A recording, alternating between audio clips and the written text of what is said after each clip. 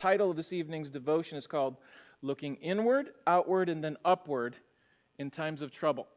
And we'll see that process as David goes through it in Psalm 55. But we'll see that he complains about his enemies, but then he's going to get specific about one enemy, specifically, somebody who was close to him, who he thought was his friend, who betrayed him. And then he expresses confidence that, look, God's going to deliver me from my all general enemies, and He's going to judge them. He anticipates God's judgment on those who have betrayed him. And then he determines to put his trust in the Lord. So the context of this psalm is during the time of Absalom's rebellion. Remember, Absalom is one of David's sons. David wasn't the best of parents, and his son rebels against him. And it's a terrible time. Remember, David would not so much as lift his finger against the Lord's anointed. And his own son and his very own close friend would lift up their heels against him and betray him. And so that's the context here. There is a revolt stirring. There is his 40-year-old son stealing the hearts of the men of Israel. And the ball is rolling, and it's gathering momentum, and revolution is coming. All right, let's look at 2 Samuel chapter 15, beginning in verse 1, and then we'll go to Psalm 55. This is the context. And it came to pass after this that Absalom prepared him chariots and horses and 50 men to run before him. And Absalom rose up early and stood beside the way of the gate. And it was so that when any man that had a controversy came to the king for judgment, then Absalom called unto him and said, Of what city art thou? And he said, Thy servant is one of the tribes of Israel. And Absalom said unto him, See, thy matters are good and right, but there is no man deputed or deputized of the king to hear thee.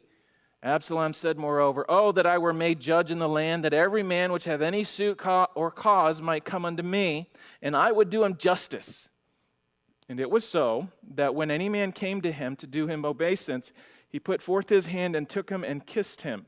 And on this manner did Absalom to all Israel that came to the king for judgment. So Absalom stole the hearts of the men of Israel. You know, if you thought about it today, he had control of social media.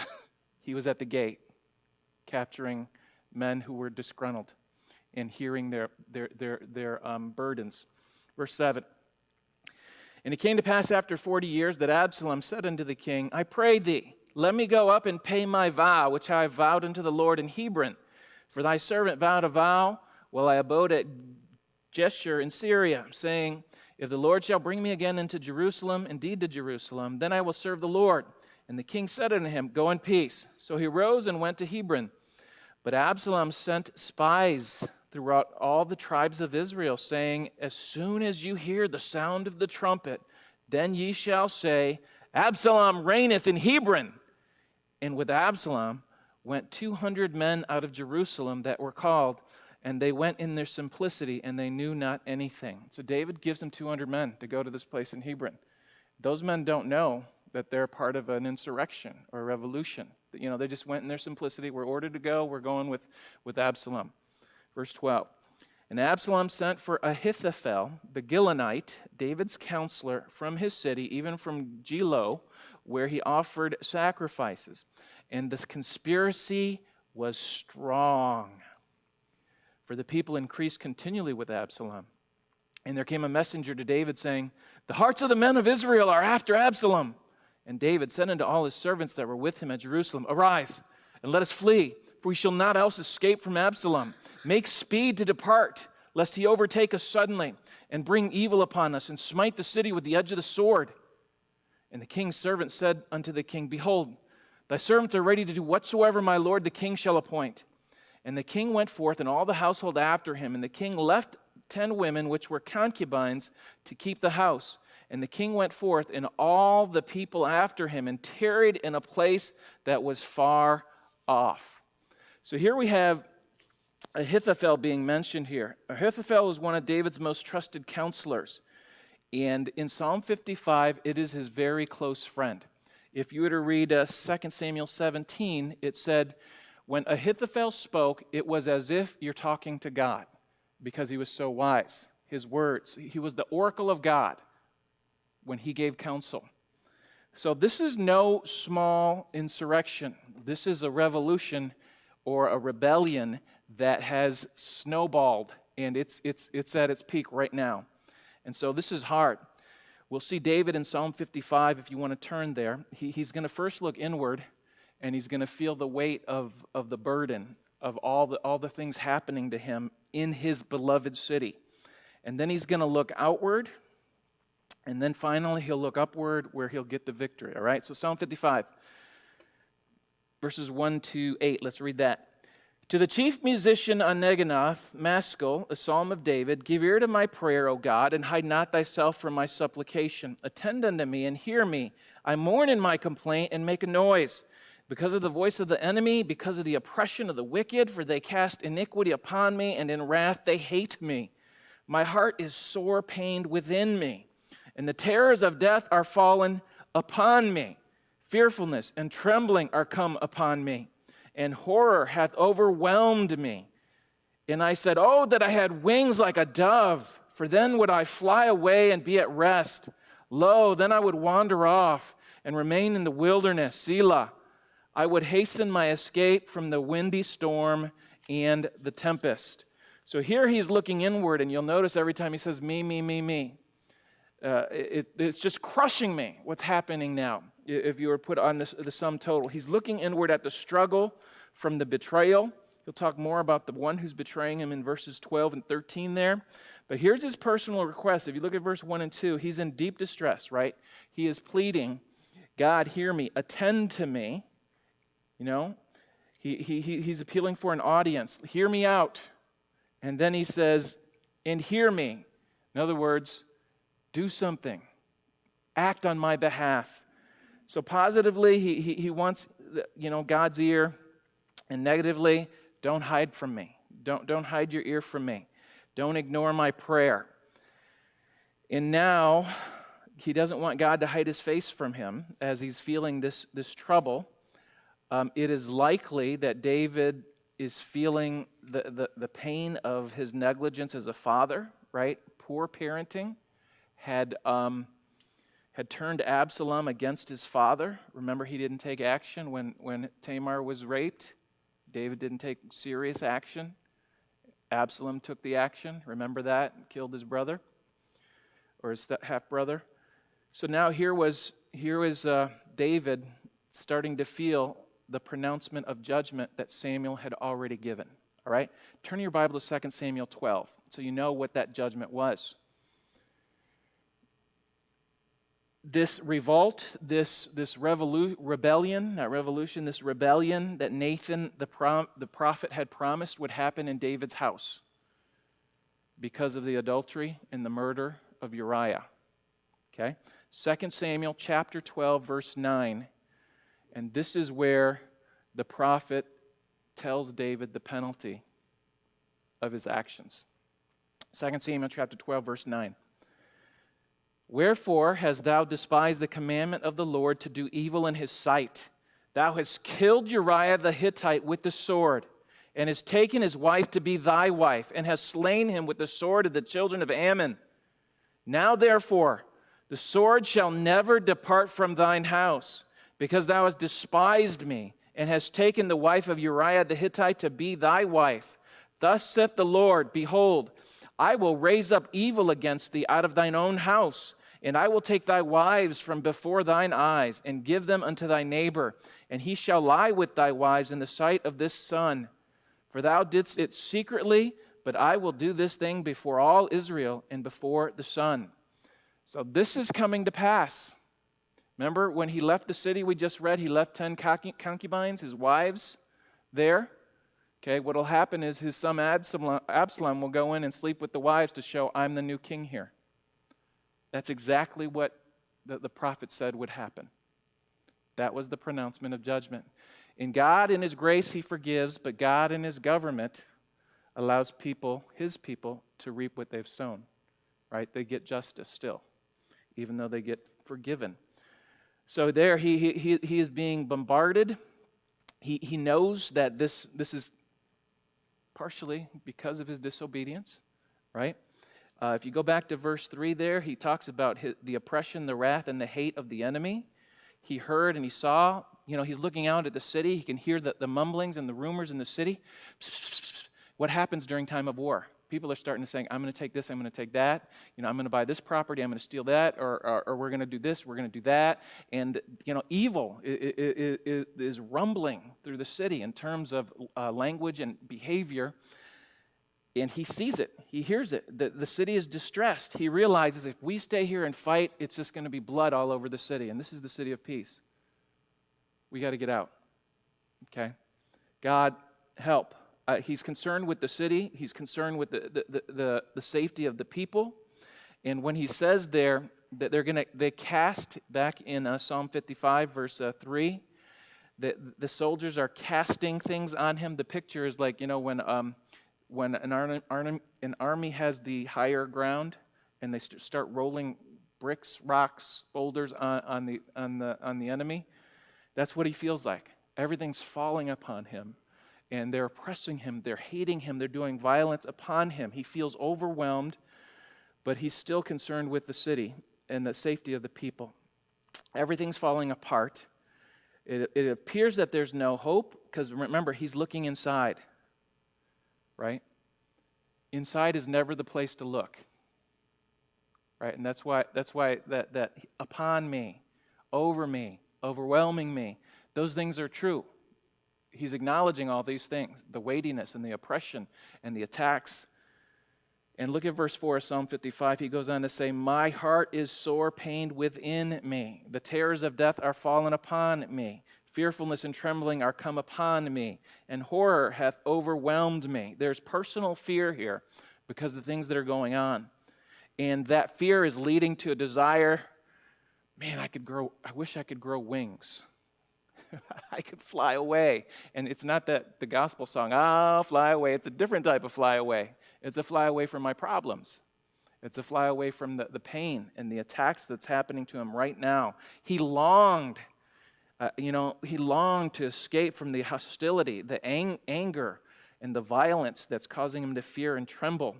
And in verse 6 there, he says, oh, that I had wings like a dove, for that I would fly away. His first impulse is, look, let's just fly away. Let's run. You get that sometimes. Let's just move. I can quit. I'll quit my job. Let's just get out of here. You fly and you want to go away like a dove. And he says in verse 7, lo, I would then wander off and remain in the wilderness. I'd rather be in the quiet, in the forest, in the wilderness, no people, away from the rat race, away from the burdens. And that's not the way to handle the problem, though. And he'll realize that.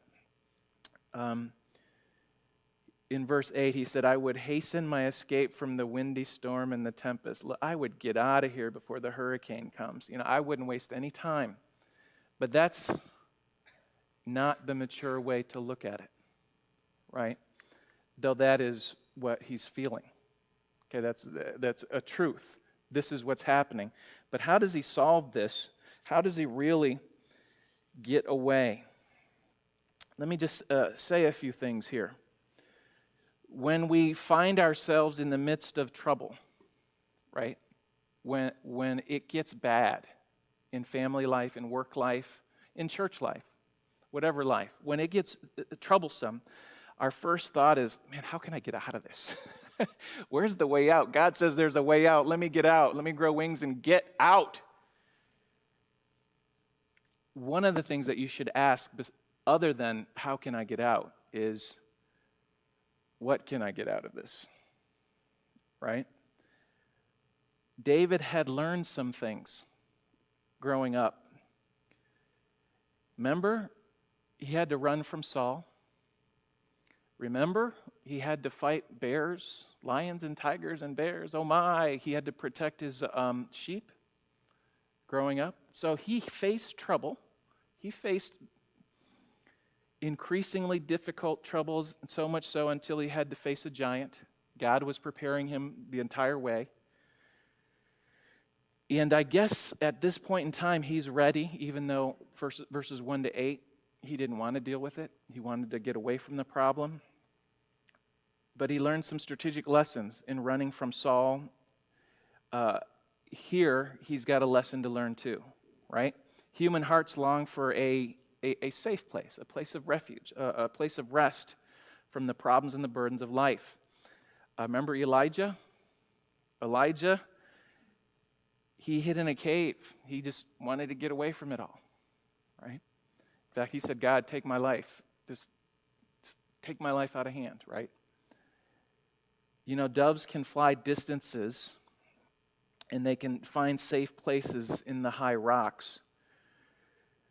But we don't need wings like a dove so that we can fly away from the storms. We need wings like eagles so that we can fly above the storms. You know, during these days, if you look outside here, you'll see the birds just, lock their wings. They don't even have to flap one bit. And they'll rise. Just watch. Tomorrow, sometime in the next couple days, just look at some of the big birds. They will catch the wind. And what they're doing, they're rising above the windy storms. All right? So this is what David is doing here. He's learning. He's learning not to desire to fly away, but God is going to give him wings to fly above the storm. Let's look at it. As he stops looking inward, now he's going to look this way, outward, verses 9 to 15, Psalm 55. Destroy, O Lord, and divide their tongues, for I have seen violence and strife in the city. Day and night they go about it upon the walls thereof. Mischief also and sorrow are in the midst of it. Wickedness is in the midst thereof. Deceit and guile, that is craftiness, depart not from her streets, for it was not an enemy that reproached me. Then could I have borne it, neither was it he that hated me, that did magnify himself against me. Then I would have hid myself from him. But it was thou, a man, my equal, my guide, mine acquaintance, that is my close friend. We took sweet counsel together, and we walked into the house of God in company. Let death seize upon them, and let them go quick down into hell, for wickedness is in their dwellings and among them. So here David's now looking outwardly at the frustrating circumstances, right? He sees the trouble in the city. There's wickedness, there's rumors, there's, buying and selling and stealing and deceitful dealings going on. And he says, thinking strategically, what am I going to pray? Look what he says in verse 9, divide their tongues. Okay, remember what happened at the Tower of Babel? Humanity had unified together to rebel against God. God said, spread out, multiply over the face of the earth. And they said, no, we'll stay here and build a castle or a tower all the way up into the heavens. And so what did God do? He came down and he confused their language so that they would babble, right? Blah, blah, blah, blah, blah, blah. That's the picture here. Confuse their language. Cut off their communication. Confuse their counsel, whatever counsel that is against me, right?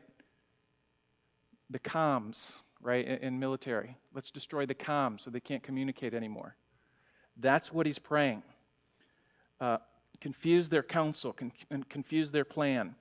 Look at 2 Samuel 15. Turn to 2 Samuel 15:31. And I'll tell you some short story, and I'll summarize a couple of things that are going on there. But if you want to read a really neat story, read 2 Samuel 15 all the way to 2 Samuel 17 sometime this evening or this week. But in 2 Samuel 15, it says, and one told David, saying, Ahithophel is among the conspirators with Absalom. And David said, O Lord, I pray thee, turn the counsel of Ahithophel into foolishness. So he has prayed, destroy their tongues. And now, as soon as he hears that his friend, his wise counselor, is on the other side. Turn to 2 Samuel 16 and verse 23. And this is a big deal. This is no small matter. 2 Samuel 16.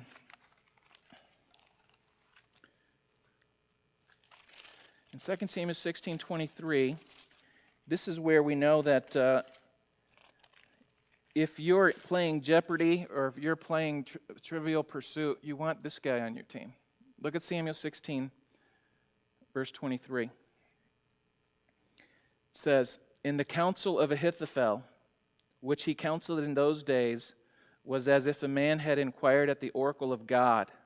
So was all the counsel of Ahithophel, both with David and with Absalom."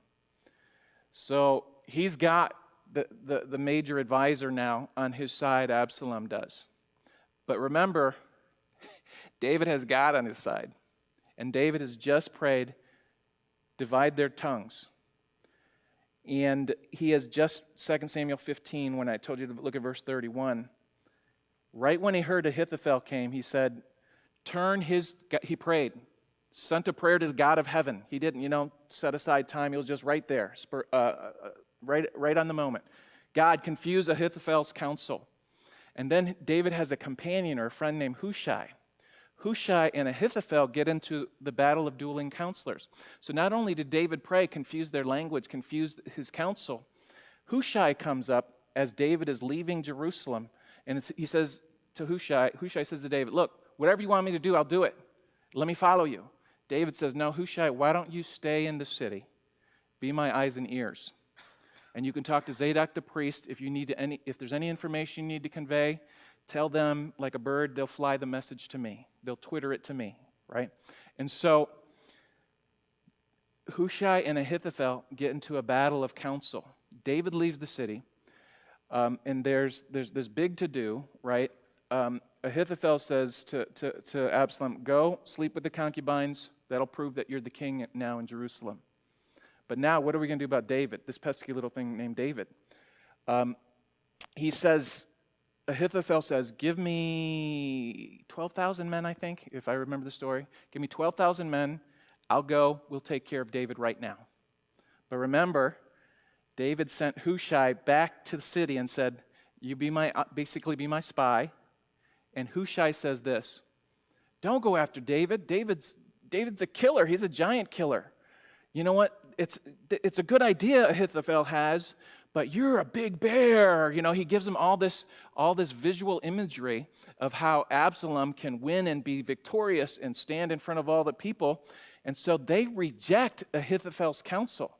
Ahithophel's counsel was, "Look, we'll get it done. 12,000 men, go kill David. We'll be done with it." They listen to Hushai. Ahithophel finds out that they listened to Hushai rather than him. Ahithophel goes and hangs himself. But if you read the genealogy, you'll find out why Ahithophel was so angry. Ahithophel was so angry at David, even though they were friends. As the text says, we went to the house of the Lord together. We worshiped together. We went to church together every week. My friend, right? We went to temple. He's betrayed me. He goes out and hangs himself. And we find out in the genealogy that he's the grandfather of Bathsheba. And he's related to Uriah. That was the anger from Ahithophel. So David's sins has consequences, right? So he looks outward. He's betrayed after this talk of rebellion here. And if you go back at Psalm 55 and you read verses 12 to 15, he describes this close friend.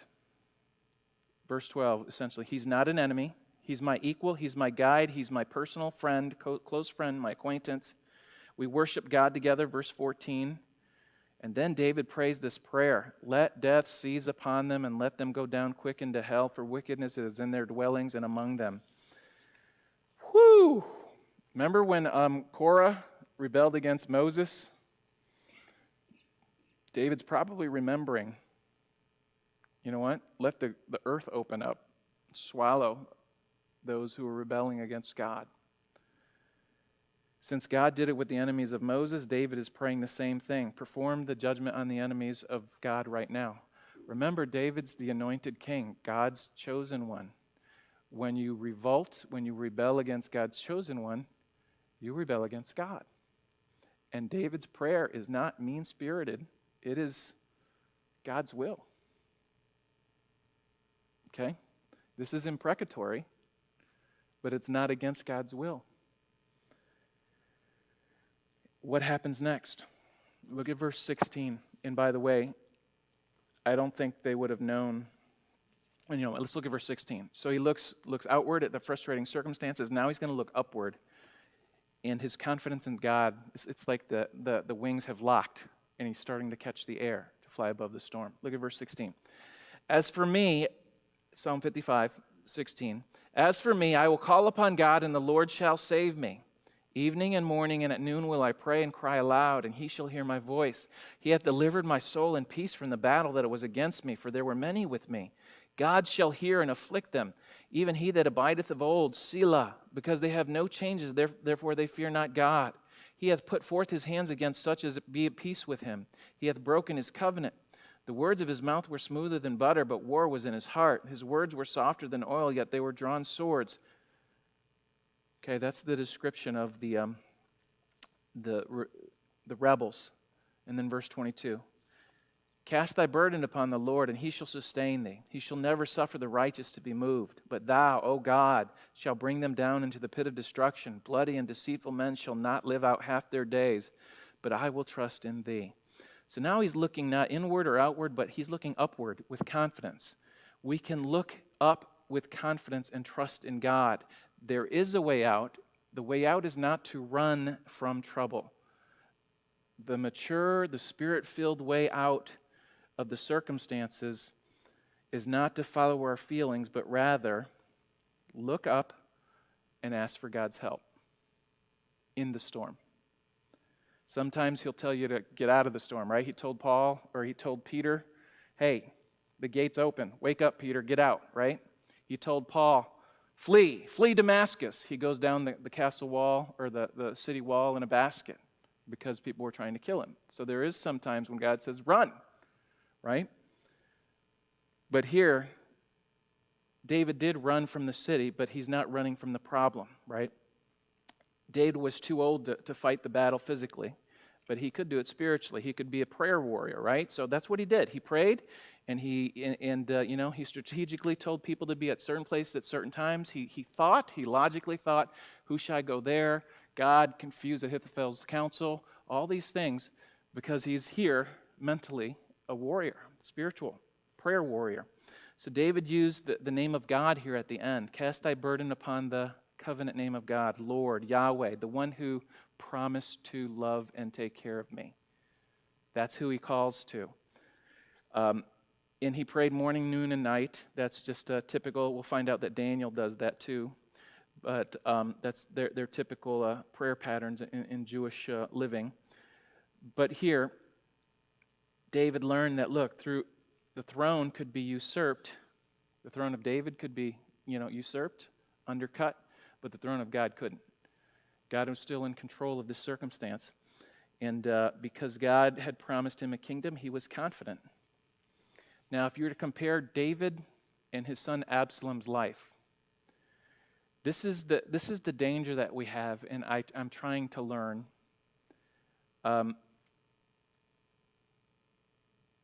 It's a classic storyline, right? It's like a second generation faith. If you're a first generation faith person, you had it rough, right? It wasn't. You didn't grow up in a Christian home where you learned all these things early. You had it rough, but because you had it rough, because you had it tough, your faith was tough. That's exactly what happened with David here, right? Absalom didn't have that, right? It's a classic storyline. Father goes through tough times and becomes stronger, yet his children have it easier in life and are not fully surrendered unto the Lord. During the difficult years, David is struggling, he's racing, he's trusting in God, he's being prepped up, right? He's being prepared to be king through the difficulties, through the storms, through the giants that he'd have to face in his life. As a shepherd, as a musician, as a soldier, all the changes and the challenges, they all forced him to trust God, a God who never changes. But Absalom and his friends, they lived in luxury. They didn't have to fight the battles. They didn't have the struggles. It was easy. They lived off of the blessing of their father's faith.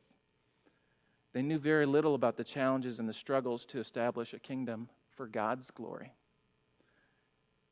So they had no faith in God or fear of God. I think that's that's being spoken of there in verse 19. Because they have no changes, therefore they fear not God. There's no challenges in their life, so they didn't fear. So an easy and a prosperous life here. If it's too easy, you can find yourself in the midst of the storm and find that you're not prepared. That's why you shouldn't try to save your kids every time they struggle, right? Let them struggle through the broccoli because it's an opportunity for maturity. I may not like it, but I'll yield. I'll obey, right? I'll eat it because it's good for me. And mom and dad said so, right? And so they're going through the struggle. And so lastly here, as we close, verse 22, we don't know who's speaking here. Is it God speaking to the hearer? Is it David speaking to the reader? Or was it Nathan speaking to David here? The prophet speaking to David. Look what he says. Cast your burden upon the Lord, and he shall sustain you. He shall never suffer the righteous to be moved. But thou, O God, shall bring them down to the pit of destruction. Bloody and deceitful men shall not live out half their days, but I will trust in thee. So I think David is speaking now to the reader, you and me. Whatever the trouble you're in, yeah, look inward, look outward, but in the end, look upward and be confident and cast, put everything. This is how you know this. What is that classic Christmas story that the angel earns its wings? What is that? I forget the name of that movie. Oh, It's a Wonderful Life, right? It's a Wonderful Life. And the baby says, every time a bell rings, what? An angel gets its wings. But here, David moves from the wings of a dove. How do you get eagle's wings? You get eagle's wings by casting off the burden, off yourself and onto the Lord. You'll be lighter, right? You won't be carrying the burden as much anymore. That's how you get angel's wings. You trust. Cast your burden upon the Lord, and he'll deliver you. You may not know this. This is quoted in 1 Peter 5, 6, and 7. Humble yourselves, therefore, under the mighty hand of God, that he may exalt you in due time, casting all your care upon him, because he cares for you. Both Absalom and Ahithophel would be dead in a few days. David would be restored to the kingdom. He wept, his heart was broken. God did judge. God did answer his prayers. But David learned this. Fear can lead you to fly or to the desire to flee. But it's faith. It's faith in the covenant-keeping God who will take your burdens on him and help you have eagle's wings to fly above the storm. All right, so acknowledge, as we close here, acknowledge the inward struggle. Acknowledge the outward circumstances. But remember, look upward. Cast your burden upon him. He cares for you. Prayer lifts our eyes from personal struggles and tragedy to confidence in God. And God permits the burdens you face today to help you to win your wings. All right. Any questions or comments on this? Okay. It's a little hot in here, isn't it? All right. Any other prayer requests? Please read, when you have time here, read the Carlyles. They're going to stay in the States a little longer because of the COVID virus issues, but they do have prayer requests in the back. Please pray for them. And then I forgot to announce this, but I'm in correspondence with an evangelist. He hasn't gotten back to me since Sunday, but he's going to be speaking here, hopefully, if things go according to plan. All three services on February the 14th. Sometimes you just need a shot in the arm from a different speaker. I like hearing a different speaker. I get to sit down and listen. And so pray for that. It's evangelist Ron DeGard. He has a family of 4 and a team of 2 young adults that helps with the music program, but that's February the 14th. Please be in prayer for that. We're talking about, what messages he's going to preach, and I'm suggesting certain ones, but let's just pray that that'd be a great week day of ministry. I think it's Sunday and Wednesday. He'll be preaching here. Yes, sir? Oh, yes. Pastor Philippi is in Alaska. He was preaching at a few different churches. I texted him this morning. He returned the text. You know, he's always positive. This is what he said. For the word from Alaska. I was confirming I'm picking him up from the airport, and he said, everything's fantastic.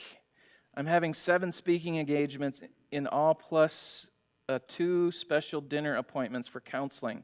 God is so good. The weather is good. Negative 24. Right now it's only negative 17. And then the flight is tomorrow. I'll pick him up. But so don't forget also, I know somebody has already volunteered. We do need a place for some housing for a couple of those young adults from that ministry team. If you can help with that, I'm trying to find a place where it's close, where the young lady can be and the young man can be as well. All right, let's go ahead and divide up into groups and pray.